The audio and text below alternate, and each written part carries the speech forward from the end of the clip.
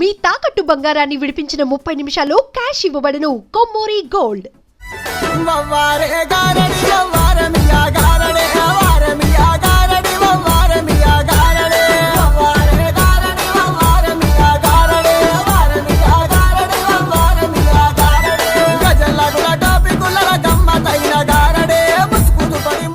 అందరికీ నమస్కారం. నేను Swaroopa Putlapalli. Welcome to Suman TV. తెలంగాణలో ఆషాఢ మాసం, శ్రావణ మాసం వచ్చిందంటే చాలు జోగినిలు, శివశక్తులు, పోతురాజుల సందడి మనకు కనిపిస్తూ ఉంటుంది. అసలు వాళ్ళ హడావిడి లేని బోనాలనే మనం ఊహించలేము. భక్తులు అమ్మవారి స్వరూపంగా శివశక్తులు, జోగినులను చూస్తూ చేతులెత్తి మొక్కుతూ ఉంటారు. నిజంగా జోగినులు, శివశక్తులకు శక్తులు ఉంటాయా? వాళ్ళు అమ్మవారి స్వరూపంగా అమ్మవారే వాళ్ళని పూని వ్యక్తుల భవిష్యత్తును చెప్పే అవకాశం ఉంటుందా? ఇదంతా నిజంగా భక్తేనా, లేదంటే పబ్లిసిటీ స్టంటా? ఇలా చాలా మందికి డౌట్స్ వస్తూ ఉంటాయి. ఈ ప్రశ్నలన్నిటికీ క్లారిటీ ఇప్పించడానికి ఈరోజు నేను రాకేష్ బోనం గారిని మన స్టూడియోకి ఆహ్వానించాను. ప్రస్తుతం వారు మనతో పాటు ఉన్నారు. వారిని ఇన్వైట్ చేద్దాం. రాకేష్ బోనం గారు రండి. నమస్కారం అండి. నమస్తే అమ్మా. పట్టు చీరతో, దగదగలాడే నగలతో, బోనంతో ఎంత బాగున్నారో. అమ్మవారి స్వరూపంలా కనిపిస్తున్నారు. థ్యాంక్ యూ అమ్మా. మిమ్మల్ని నేను జోగిని అని పిలవాలా, శివశక్తి అని పిలవాలా? అమ్మా, నేనైతే శివశక్తి అంటే మ్యారేజ్ చేసుకున్న వాళ్ళని శివశక్తి అంటారు. దేవుణ్ణే పెళ్లి చేసుకున్న వాళ్ళని జోగినీస్ అంటారనమాట. అంటే వాళ్ళు ఆడవాళ్ళ, మగవాళ్ళ అనే డౌట్స్ కూడా ఉంటాయండి. చాలామందికి ఉంటాయి. అయితే కొంతమంది పురుషులైనప్పటికీ కూడా స్త్రీ అవతారం తీసుకొని 24 గంటలు ఎల్లకాలం మా అమ్మవారి పేరు మీద అమ్మవారి రూపంలోనే ఉంటారు వాళ్ళు. నేను అమ్మవారి రూపంలో ఉట్టి బోనం అప్పుడు మాత్రమే ఉంటాను. మిగతా టైంలో కుర్తా పైజామా, పాయింట్ షర్ట్ అట్లా వేసుకొని ఉంటాను అనమాట. క్షమించాలి ఈ ప్రశ్న అడుగుతున్నందుకు. మీరు మగవారే కదా? నేను మగవారినే. ఇంకోటి నాకు భార్య, 3 కూతుర్లు, 1 అబ్బాయి కూడా ఉన్నాడమ్మా. మంచి పేరుగల్ల సంసారం మాది. నాకు 9 మంది బామర్దులు కూడా ఉన్నారు. రాకేష్ గారు, మీరు మగవారయ్యుండి ఇలా పట్టు చీర ధరించి శివశక్తిలా ఎందుకు మారారు? అమ్మా, నేను ఎప్పుడు చీర కట్టినా అంటే మా అమ్మగారు దాదాపు 18 సంవత్సరాలు మా అమ్మ పనసకాలమ్మ చనిపోయి, అమ్మ పాదాలకు శతకోటి వందనాలు. ముందు మా తండ్రి గారికి కూడా, అలాగే మా పనస మారెమ్మ నా గురువు, మా నాయనమ్మ, ఆమె పాదాలకు కూడా శతకోటి వందనాలు. ముఖ్యంగా మీ అందరికీ కూడా బోనాల పండుగ శుభాకాంక్షలు. అయితే చీర కట్టడం అంటే మా అమ్మ చనిపోయిన తర్వాత అమ్మవారి రూపాన్ని వేసుకోవడం అంటే చాలా, అంటే అమ్మ కూడా లేదు, ఒకటి అమ్మ లేదు, అమ్మ రూపాన్ని కూడా తీసుకున్నట్టు ఉంటుంది మా ఇంటికి. అలాగే అమ్మవారు కూడా 7 అడుగుల ఎల్లమ్మ కూడా ఇంట్లో ఉంది కాబట్టి ఎట్లయినా అమ్మవారు కూడా రేణుక ఎల్లమ్మ ఒంటి మీదకి వస్తుంది. అమ్మ అతిలోక సుందరి, జగన్మాత, లోకమాత, శివుని బిడ్డ, శివునిల్లి మాత, వాఘండ జ్యోతి, రేణుక అని ఇన్ని నామాలు ఉన్నాయి కాబట్టి అమ్మవారి రూపాన్ని, ఆడ రూపాన్ని, ఎందుకంటే ఆడాది అంటేనే చులకన ఉంది ఈ లోకం మీద. పురుష సమాజం ఎలా విరుచుకపడుతుందో, 3 ఏళ్ల పిల్లని, 3 ఏళ్ల పిల్లని, 10 ఏళ్ల పిల్లని కూడా, 3 ముసల్దాన్ని కూడా వదిలినటువంటి పురుష సమాజం ఉంది కాబట్టి ఆ యొక్క సమాజంలో మరి మేము పురుషులమై ఉండి కూడా మరి స్త్రీ అవతారం. ఇంకోటి ఏంటంటే ఈ జనరేషన్లలో టీషర్ట్లు, గాజులు వేసుకోవడానికి కూడా సిగ్గుపడుతున్నారు ఆడవాళ్ళు, మెట్టలు పెట్టడానికి సిగ్గుపడుతున్నారు. ఎన్నో ఏరియాస్ పోతే కూడా వాళ్ళు అంటే పొగ తాగుతున్నారు, డ్రింక్ చేస్తున్నారు. వాళ్ళ వేషధారణ కూడా అదొక రకంగా ఉందన్నమాట. అయితే ఇంకా అమ్మవారు కూడా వస్తుంది కాబట్టి మాకు జోగురాలు ఎల్లమ్మ, జగన్మాత, జమదగ్ని ఇల్లాలు అమ్మవారు కూడా వస్తుంది కాబట్టి అమ్మను కూడా అంటే ఒంటి మీదకి వచ్చిన అమ్మ కూడా నా రూపం వేయండి అని చెప్తుంది. అలాగే నేనైతే ఇష్టపూర్తిగా మొదటిసారి మా అమ్మ చీర కట్టడం జరిగింది. మా అమ్మ లగ్గం చీర ఉంటుంది కదా, అది అమ్మ చనిపోయే వరకు కూడా అమ్మ దాచిపెట్టుకుంది అనమాట. ఎప్పటిదాకా అది చినిగిపోయేదాకా అమ్మ ఉంచుకోవడం జరిగింది. అదే చీరని, అమ్మ గాజుల్ని, అమ్మ బొట్టుని నేను ముఖ్యంగా వేసుకోవడం జరిగింది. కాబట్టే మా అమ్మ పనస కళావతి కాబట్టి ఆ కళను నాకు ఇచ్చింది ఏమో అనుకుంటాను. ఎందుకంటే ఒక పురుషుడు స్త్రీ రూపంలో అందంగా కనిపించాలి అంటే ఈ జనరేషన్లో చాలామంది చాలా రకాలుగా ఆపరేషన్స్ అని, ఎన్నో కెమికల్స్, ఎన్నో ఇంజెక్షన్స్, ఎన్నో రకాలుగా యూజ్ చేస్తారు. 1 రూపీ కూడా నేను నా ఒంటి మీద అంటే ఎటువంటి ఇంజెక్షన్స్ అని, లేకపోతే ఆపరేషన్స్ అని, లేకపోతే ఐబ్రోస్ అని ఏది కూడా చేసుకోకుండా ఒక అమ్మవారి రూపాన్ని, ఒక ఆడపిల్ల రూపాన్ని వేసుకుంటే అమ్మ అచ్చం కుందనాల బొమ్మ లెక్కున్న బ్రాహ్మణులు అంటారు, పంతులు అంటారు, అమ్మ లక్ష్మీదేవి కలమ్మ నీ ముఖము అంటారు. నేను పురుషుణ్ణి, నేను చెప్పుకోగలుగుతున్నాను. మిగతా వాళ్ళు చెప్పుకుంటారా చెప్పుకోరా వాళ్ళ ఇష్టము. కానీ మా మేనమాడదలకి కూడా నేను ఇలా మేము ఇలా తయారవుతాను కదా, మరి అమ్మవారి రూపాన్ని ఇస్తాను కదా అత్తమ్మ అని కూడా మా అత్తకు చెప్పుకోవడము. తర్వాత ఆమె కూడా అమ్మ నువ్వు అమ్మవారి రూపం వేస్తావు, అది రూపం మాత్రమే, కానీ నువ్వు రూపానికి మాత్రం ఒక మగ పురుషునివి కాబట్టి పురుషులు స్త్రీలు కళ్యాణం చేసుకోవాలి కాబట్టి నా కూతుర్ని ఇస్తా, ఖచ్చితంగా నువ్వు కళ్యాణం నా కూతుర్ని చేసుకోవాలని ఇష్టపూర్తిగా వాళ్ళు ఇవ్వడం జరిగింది. 4 కూతుర్లు, ఒక అబ్బాయి ఉన్నట్టు, ఒక అమ్మాయిని భగవంతుడు తీసుకుపోవడం జరిగింది. అలా ఇప్పుడు 3 కూతుర్లు, ఒక అబ్బాయి ఉన్నారనమాట. అంత ఇష్టపూర్తిగా అమ్మ రూపం అమ్మ చనిపోయేదాకా అమ్మ ఈ ఆడరూపాన్ని నేను వేయలే. ఎందుకంటే సిగ్గుపడ్డానా లేకపోతే నాకెందుకు అనుకున్నానా తెలియదు, కానీ ఒకటి అమ్మవారు కోరుకోవడం వల్ల, అలాగే అమ్మ కూడా లేదు కాబట్టి అమ్మ సామాన్లన్నీ చీరలు అవన్నీ కూడా ఉండిపోయినాయి కాబట్టి ఆ సొమ్ములు చీరలు గాజులు అమ్మ రూపాన్ని కూడా వేసుకున్నట్టు ఉంటుంది, అమ్మను కూడా ఈ రూపంలో చూపించినట్టు ఉంటుంది. అందుకే ఇవాళ లక్షల కోట్ల జనానికి కూడా మేము చూపించగలిగినాం. చాలామంది సిగ్గు కూడా పడుతున్నారు, అగో మగవాళ్ళే గంత తయారైతే మనం ఆడోళ్ళం ఎట్లా కావాలి అని. ఎక్కడనో అమెరికాలో చిన్న బట్టలు వేసుకునే వాళ్ళు కూడా ఇక్కడ రాజ్యానికి వచ్చి మన భారతదేశానికి వచ్చి మన అమెరికా ప్రెసిడెంట్ వాళ్ళ కూతురు కూడా వచ్చి వివాంకన సమయదో నా పేరుంది కదా ఆమె, తను కూడా వచ్చి తనతో వేరే బ్యాచ్ అంటే తన ఫ్రెండ్స్ సర్కిల్లో ఉన్న వాళ్ళు 10 మంది వచ్చి 10 మంది మంచి చీరలు కట్టుకొని షాపింగ్ చేసి గాజులు వేసుకొని బొట్టు పెట్టుకొని, ఎక్కడనో అమెరికాలో అసలు వాళ్ళకు 6 గజాల చీర తెలియదు వాళ్ళకి. అంటే మీరు పెళ్లికి ముందు నుంచే శివశక్తిగా ఉన్నారు, ఇలా పట్టు చీరలు కట్టుకొని మరి ఇలా విద్యలు ప్రదర్శిస్తూ ఉన్నారు. నేను పెళ్లి కాకముందు కుర్తా పైజామా అవి వేసేదన్నమాట. అప్పుడు అమ్మున్నప్పుడు కుర్తా పైజామా మీద ఏ తల్లిదండ్రులైనా కూడా ఒక మగ పిల్లగాడు చీర కడితే సింగారిస్తే ఇలా అలంకరణం చేస్తే ఏ తల్లిదండ్రులు ఊకోరమ్మా. అట్లా మా తల్లిదండ్రులు కూడా ఆనాటి కాలంలో ఊకోలేదు. అంటే నేను తయారు కాలేదు కాబట్టి ఇక నన్ను ఏమనాలి. అప్పుడు నేను కుర్తా పైజామా, ఇది ప్రజలోకం తెలంగాణ గడ్డ మీద ఉన్న అందరికీ తెలుసు. ఎప్పుడు తయారైనా అంటే మా అమ్మ చనిపోయిన తర్వాత అమ్మవారు కోరడము, అలాగే అమ్మ రూపాన్ని కూడా వేసుకున్నట్టు ఉంటుంది. ఒక కుర్తా పైజాములో ఒక అద్భుతమైనటువంటి ఈ అలంకరణంలో ఈ బోనం చూపించేది వేరు. ఇప్పుడు కురులు ఇరబోసుకొని మల్లెపూలు పెట్టుకొని గాజులు వేసుకొని ఇదంతా ఒక అమ్మవారి ఒక మెరుపు తీగలాగా ఉండేది. కుర్తా పైజామా జీన్స్ టీషర్ట్ మీద రాదు కదమ్మా. అమ్మతనాన్ని ఆడతనాన్ని ఈ యొక్క మగపిల్లగాండ్లల్లో చూపిస్తేనే అదొక వండర్ఫుల్ కూడా ఉంటుంది అని చెప్పేసి ఎక్కడెక్కడనో రాజ్యాలన్నీ తిరిగినాము. ఈ బోనం మీద అందరు అమ్మ అమ్మ అంటారు. అదే కుర్తా పైజామా మీద జీన్స్ టీషర్ట్ మీద ఒక్కడు కూడా దండం పెట్టాడు. అట్లా అన్నమాట. నిజం, చాలా బాగా చెప్పారు. నేను మిమ్మల్ని అమ్మ అని పిలవచ్చా? అమ్మ అనొచ్చు, అన్న అనొచ్చు, స్వామి అనొచ్చు, ఎలా అయినా పిలవచ్చు. ఎందుకంటే అమ్మకు ఎన్నో రకాలు. ఇప్పుడు పాటలలో కూడా రావే రావే ఎల్లమ్మ, నేను రాజులు గొలుదురు ఎల్లమ్మ అంటారు, రావే రావే దుర్గమ్మ అంటే ఒక అమ్మవారిని రావే అంటున్నారంటే అక్కడ ఎంతో ప్రేమ భావనతో పిలుస్తున్నారు తప్ప రావే అనే ఊతపదం వేరది, అది తిట్టడం వేరు. కాబట్టి ఎన్నో రకాలుగా దైవత్వాన్ని పిలుస్తారు. కాబట్టి మేము కూడా ఇప్పుడు అమ్మవారి స్వరూపంలో ఉన్నాం. కాబట్టి మీరు ఏ రకంగా అయినా స్వామి, అమ్మ, అన్న, అమ్మ ఎన్ని రకాలైనా అమ్మ అనిపించుకోవడం కూడా నాకు గొప్ప అనిపిస్తుంది. ఎందుకంటే నాకు అమ్మ లేదు కాబట్టి నేనే జగతికి ఒక అమ్మలాగా. అంటే తల మీద అమ్మ ఉన్నప్పుడు ఇంక నేను అమ్మనే.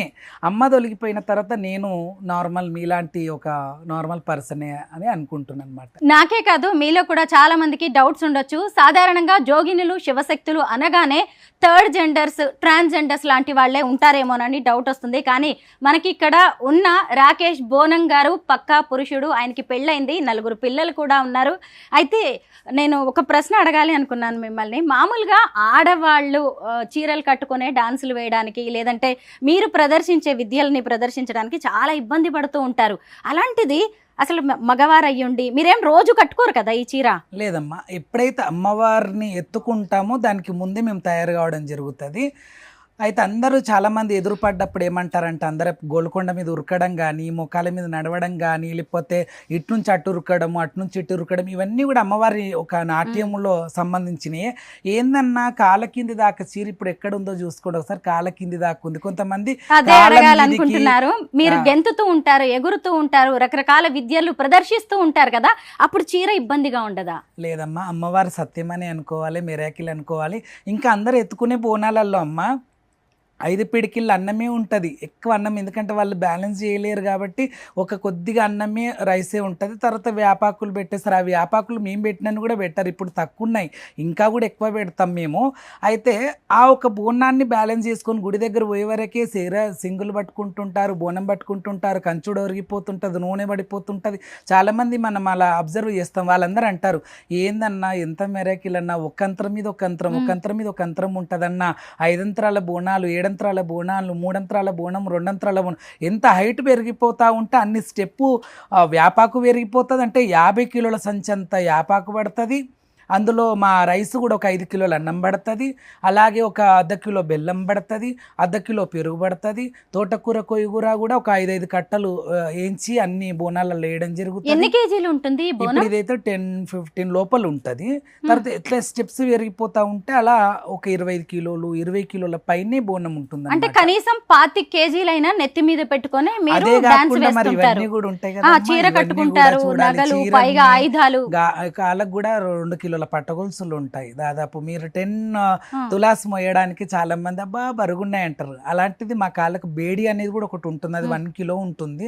అలా కాళ్ళ కడియాలు ఇవన్నీ కూడా బ్యాలెన్స్ చేస్తూ అంతా అది అంతా అమ్మవారి మెరాకిలే తప్ప ఇది మా బలం అని మేము ఎప్పుడు కూడా అనుకోము. ఏ శివశక్తి కానీ జోగిని కానీ ఇది నా బలము అని మాత్రం మేము ఎవరం గర్వించము, అంత అమ్మవారిది. ఎందుకంటే దాదాపు ఇది మీకు ఇస్తాను, మీరు ఒక 10 మినిట్స్లోనే తిరిగి మళ్ళీ నాకు ఇచ్చేస్తారు. కానీ మేము దీన్ని 3-4 అవర్స్, 2 అవర్స్, 3 అవర్స్ దాన్ని ఎక్కడి నుంచి అయితే ఎత్తుకుంటామో మళ్ళీ మందిరంకి వెళ్ళేదాకా, అమ్మకి ఎక్కిచ్చేదాకా ఇంకోటి ఉపవాసంతో ఉంటాం.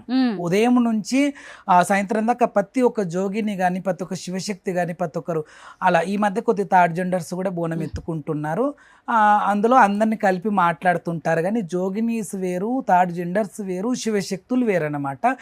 శివశక్తి అనేవాళ్ళు మ్యారేజ్ చేసుకుంటారు, వాళ్ళకి పిల్లలు, సంసారం, కుటుంబం ఉంటుంది. జోగినీస్కి చాలామందికి జోగిని అయితే అంటే కూడా వాళ్ళ ఇళ్ళల్లో ఒప్పుకోక కూడా ఇంట్లో నుంచి గెంటేయడము, లేకపోతే వాళ్ళకు కొందరేమో సపోర్ట్గా ఉంటారు, కొంతమంది ఉండరు. కాబట్టి వాళ్ళకు వెనుక ముందు ఎక్కువ ఎవరు లేకుండా ఈ మానవ లోకమే మా పిల్లలుగా, మా కుటుంబం కానీ భావించుకొని ఇదంతా లోకక్షేమం గురించి చేస్తారమ్మా మిగతా వాళ్ళు కూడా. ఇప్పుడు స్వామీజీలు ఎలా అయితే సన్యాసులు ఉంటారో ఆ సన్యాసుల మాదిరిగానే జోగినీలు అన్నమాట. వాళ్ళ జీవితం అంతా అమ్మవారికే త్యాగం అన్నమాట. బోనం అంటే ఎంతో సెంటిమెంట్ ఉంటుంది, అలాగే అమ్మవారికి సమర్పించే నైవేద్యం అది ఇంత బరువుగా ఉంటుంది కదా, కనీసం 5 అంతరాలు ఉన్నప్పుడు అది 25 కేజీల వరకు కూడా ఉంటుందని మీరు చెప్పారు. ఎప్పుడైనా మీ బోనం కింద పడిపోయిన సందర్భం ఉందా? అంటే ఇవన్నీ ఇత్తడి రాగి బిందెలు కాబట్టి మీరు ఒక ఇత్తడి బిందె ఎంత ఉంటుందో మీకు తెలుసమ్మా. కాబట్టి అందులో రైస్ కాకుండా, వ్యాపాకు కాకుండా, మళ్ళీ పూల డెకరేషన్ ఎన్నో చేస్తుంటాం. ఇప్పుడు ఈ బిల్లలు కూడా పెట్టినాం కాబట్టి ఇవే కాకుండా బిందెలే ఎంత బరుగు ఉంటాయో మీకే ఆలోచన చేసుకోండి.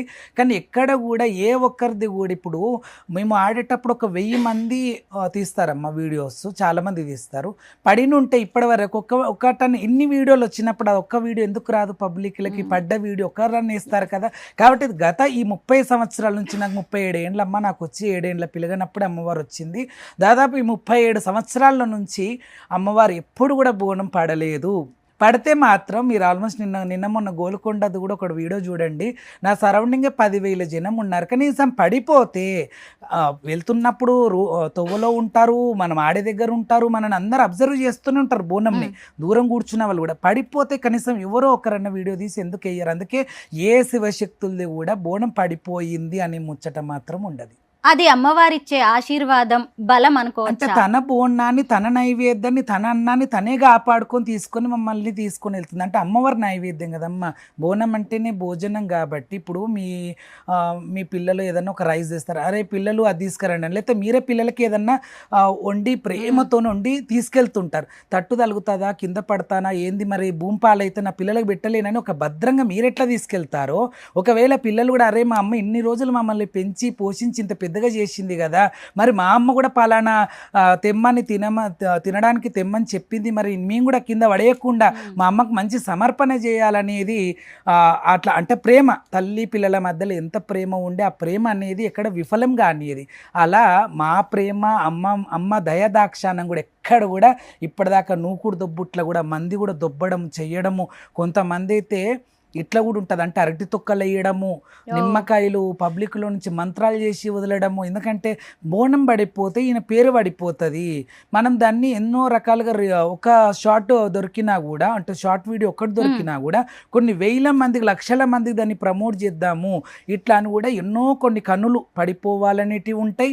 అమ్మా పడిపోవద్దమ్మా, మంచిగా బోనం పైకి వెళ్ళాలమ్మా, అది గోలుకొండ కానీ సికింద్రాబాద్ లాల్ దర్వాజా అట్లా కోరుకుంటారు. ఇప్పటిదాకా పడిపోలేదు. అంటే మీ శివశక్తులు, పోతురాజులు, అలాగే జోగినుల మధ్య కుట్రలు లేదంటే కాంపిటీషన్ లాంటివి జరుగుతూ ఉంటాయా? కాంపిటీషన్ అంటే అమ్మా మన అక్క జిల్లాల మధ్యలో పోటీ తత్వం గానీ, పోటీ అంటే వాళ్ళకి బాగా పేరు వస్తుందని గానీ అలా అది ఉంటది. అది వేరే భాగము. చీరలలో మాత్రము సొమ్ములలో కొని సొమ్ము ఇట్లా ఇవాళ రేపు ఆడవాళ్ళు బతుకమ్మ ఆడుండ్రిరా అంటే పూర్వకాలంలో ఏమి సొమ్ములు సంబంధం లేకుండా నార్మల్ శారీ మీదనే బతుకమ్మ ఆడేవాళ్ళు. వాళ్ళ దృష్టి మొత్తం పాట మీద ఉండేది. ఇప్పటి వాళ్ళు బతుకమ్మ అనే వరకు వాళ్ళ ట్రెడిషనల్ గా చాలా అద్భుతంగా తయారై ఈ సొమ్ము ఎక్కడ కొన్నావు, ఈ సోకు ఎక్కడ కొన్నావు, ఈ చీర ఎక్కడ కొన్నావు, ఈ నాగ ఎక్కడ కొన్నావు అనేది మాటలలోనే బతుకమ్మ అయిపోతుంది. కాబట్టి ఆ రకంగా చీరలలో సొమ్ములలో పోటీలు ఉంటాయి. ఇక బోనములు అంటే ఎవరైనా పెట్టేది అమ్మవారికి సమర్పించేది అన్నమే కాబట్టి అక్కడ ఉండదు. ఇంకోటి పేరు వచ్చే విధానంలో మాత్రం ఇక ఓర్వని తలము, కుళ్ళు కుతంత్రాలు ఉంటాయి. ఇప్పుడు రాజకీయ నేతలలో ఎంతో ఉంటది కదా, ఒకరి మీద ఒక పార్టీ మీద, అట్లా ఒక శివశక్తి మీద ఒక శివశక్తికి ఎలా అయినా ఉంటదమ్మా ఇది. కానీ ఉన్నప్పటికీ కూడా మేమంతా ఒక కుటుంబం లాగానే కలిసిమెలిసి ఉంటామని చెప్తున్నా. నా ఎదురుగా నిలబడి మాట్లాడుతున్నది రాకేష్ బోనమే కావచ్చు, కానీ తను మాట్లాడుతున్న విధానం ఇవన్నీ చూస్తుంటే నాకు అమ్మవారే వచ్చి నా డౌట్స్ అన్నిటికీ కూడా క్లారిటీ ఇస్తున్నట్టుగా అనిపిస్తోంది. రాకేష్ బోనం గారు, అమ్మ నేనైతే బోనం ఎత్తుకునే సాహసం చెయ్యను, కానీ మీ చేతిలో ఉన్న ఆయుధాలు మాత్రం నేను పట్టుకోవాలనుకుంటున్నాను. చెప్పులు విప్పి మరీ తీసుకుంటాను నేను. ఇది మహారాష్ట్ర తుల్జాపురం భవానీ దగ్గర పెట్టి తెచ్చినది. ఓ, ఇది అమ్మ త్రిశూలం. ఇది ఇంకో భాగం కూడా ఉంటుందమ్మా కింద, అది నేను తీసి ఇంటి దగ్గరనే పెట్టిన. ఇది ఉంటది. తుల్జాపూర్ భవానీ అమ్మవారి దగ్గర పెట్టి తీసుకొచ్చిన ఈ కత్తి కరవాలాన్ని పట్టుకోవడం కూడా నాకైతే ఆశీర్వాదంలా అనిపిస్తుంది. అంతే అమ్మా, అమ్మవారే నీ దగ్గరకు స్వయాన వచ్చింది. బిడ్డ దగ్గరికి తల్లి రావడంలో విచిత్రం లేదు. కాబట్టి అమ్మ ఆశీర్వచనం సంపూర్ణంగా మీ కుటుంబానికి మీకు సదయుళ్ళ కాలం ఉంది. నేను వెళ్ళలేకపోయాను తుల్జాపూర్ భవానీ దగ్గరికి, ఆవిడే నా దగ్గరికి వచ్చారు. అమ్మవారు అక్కడ కూడా బోనం చేయాలనుకుంటున్నా. ఇప్పుడు 5 years నుంచి అమ్మ యోని మాత ఉంది కదా కామాఖ్యలో కూడా బోనం 5 years నుంచి. నాకు ఆ క్వశ్చన్స్ కూడా ఉన్నాయి, అడుగుతాను నేను మిమ్మల్ని. ఈ త్రిశూలం ఏంటి? త్రిశూలం అంతే. ఎంత బరువుగా ఉంది! అయ్యో, ఇంతకంటే కూడా నా దగ్గర 18 కిలోల త్రిశూలం ఉందమ్మా. అది కామాఖ్యలో ఒక పూజారి నాకు ఇవ్వడం జరిగింది. అది ఇంతగా ఉంటుందన్నమాట. వెయిట్ కూడా చాలా ఉంటుంది, 18 కిలోలు ఉంటుంది. ఇది కిందికి ఇంకోటి ఉంటుంది త్రిశూలానికి. ఇది దాదాపు వచ్చి 3 kgs ఉంటుంది. ఇది ఇప్పుడు 3 kgs ఉందా? అంటే ఉంటుంది దీని భాగము. అది ఉంటే 3 కిలోలన్నర ఉంటుంది. చాలా వెయిటే ఉంది. ఏ లోహంతో చేసింది ఇది? పంచలోహాలతో చేసిన కత్తి త్రిశూలం. అదైతే తుల్జాపురంలో పెట్టలేదు. ఇది తుల్జాపురం భవానీ దగ్గర పెట్టి పూజ కార్యక్రమాలు చేసి, ఎందుకంటే మనం ఏ ఆయుధం పట్టుకున్నా అమ్మ బలం ఇవ్వాలి, శక్తి ఇవ్వాలి, ఏ దుర్మార్గులు దుష్టులు ఏ చేసినా మాకేం కావద్దమ్మా అనే ఒక సంకల్పంతో అమ్మను ప్రసన్నం. ఎందుకంటే ఇదే కదా తుల్జాపురం భవానీ ఛత్రపతి శివాజీకి తలవారిచ్చింది కదా. అలా కొంతమంది మమ్మల్ని పడేయాలి, దుబ్బేయాలి, బోనం పడేయాలని కూడా వస్తే, ఒకవేళ మేము ఎవరిని నరకము కొట్టం, కానీ మా దగ్గర ఒక ఆయుధంగా ఉండని, ఇది చూసైన వాళ్ళు భయపడి దగ్గరికి రావద్దమ్మా అని ఒక ఉద్దేశంతో పూజ చేపించి తెచ్చుకోవడం జరిగింది. ఒక పెద్ద పలుపు తాడు లాంటిది కూడా ఉంటది కదా మీ దగ్గర, ఇరగోలు అంటారు దాన్ని. కానీ చాలా బరువుగా ఉన్నాయి. నేను ఏదో అనుకున్నాను, కానీ రాకేష్ బోనం గారు మోడ్రన్ నిండుగా బాగున్నారు. ఇంకా చీర కట్టుబొట్టుంటే అమ్మవారి లాగా ఉంటారు. ప్రతి ఒక్క ఆడపిల్ల నా ఉద్దేశంలో ఆదిశక్తియే. కొంతమంది పురుష సమాజానికి అది ఏందో తెలియదు, కానీ నేను త్రిశక్తి స్వరూపంలో ముగ్గురు అమ్మలు మా ఇంట్లోనే ఉన్నారు, లక్ష్మీ సరస్వతి పార్వతి. అలా అయితే మధ్యలో లక్ష్మీ సరస్వతి పార్వతి ముగ్గురు అమ్మాయిలు నాకు ఆదిశక్తులే నా ఇంట్లో ఉండని మురిసి అంత లోపలనే ఒకరిని భగవంతుడు దోసుకున్నాడు. ఆమె పేరే గాయత్రి. ఆమె చనిపోయిన తర్వాత మళ్ళీ కామాఖ్య దగ్గరికి వెళ్ళి బోనం తీసి పూజ కార్యక్రమాలు చేసిన తర్వాత అమ్మ ఆమె నవ్వు ముఖం వేరు, ఆమె కడకాంతి వేరు, ఆమె చూపు వేరు. నన్ను ఇంతమంది పిల్లల్ని కన్నప్పటికీ కూడా నన్ను మొత్తం అష్టదిగ్బంధనం చేసేసి నన్ను ఆమె గ్రిప్పులో పెట్టుకున్నట్టు అయిపోయిందనమాట. ఆమె చనిపోయినాక 1.5 సంవత్సరం నేను మనిషిని కాలే లేకపోయినా కంటిన్యూస్గా ఏడుపు అనమాట. గాయత్రి అని ఇక్కడ నన్ను నిన్నా కూడా మనం పొద్దుగా లేస్తే గాయత్రి మంత్రం చదివే వాళ్ళం కాబట్టి గాయత్రి కంటిన్యూగా ఉంటుంది.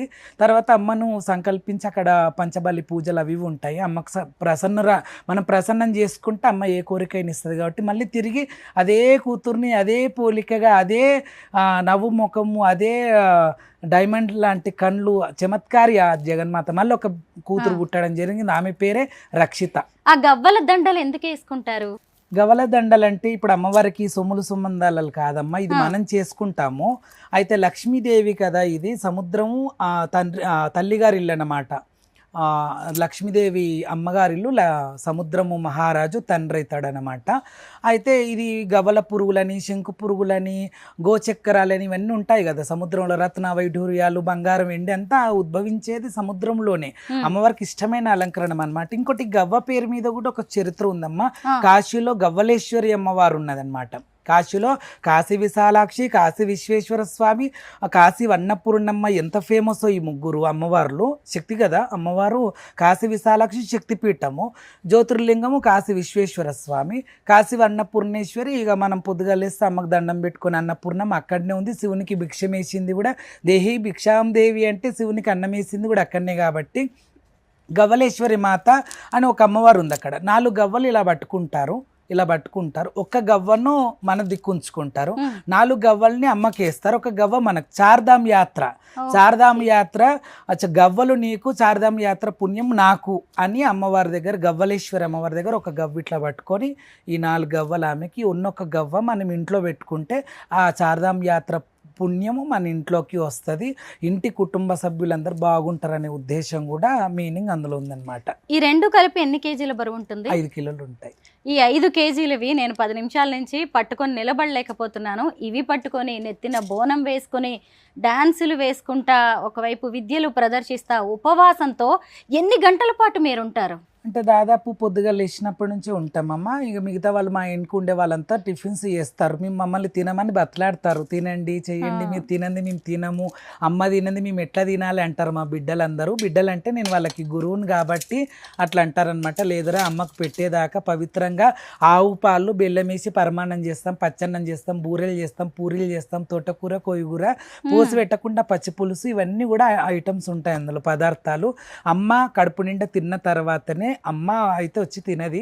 కానీ మన భావన అక్కడ పెట్టగానే అమ్మ తిన్నది స్వీకరించిందనే భావనతోని బోనం అమ్మకు సమర్పించినాక అది కొద్దిగా నైవేద్యం కొద్దిగా అమ్మ దర్శనం అయినాక బోనంలో నుంచి కొద్దిగా వేసుకున్నాక ఇంటికి వచ్చినాక మళ్ళందరికి బొట్టు బోనం ఏమేమి ఉంటాయో మంచి చెడ్డలు అవి చూసుకున్న తర్వాత భోజనం చేయడం ఉంటుందన్నమాట.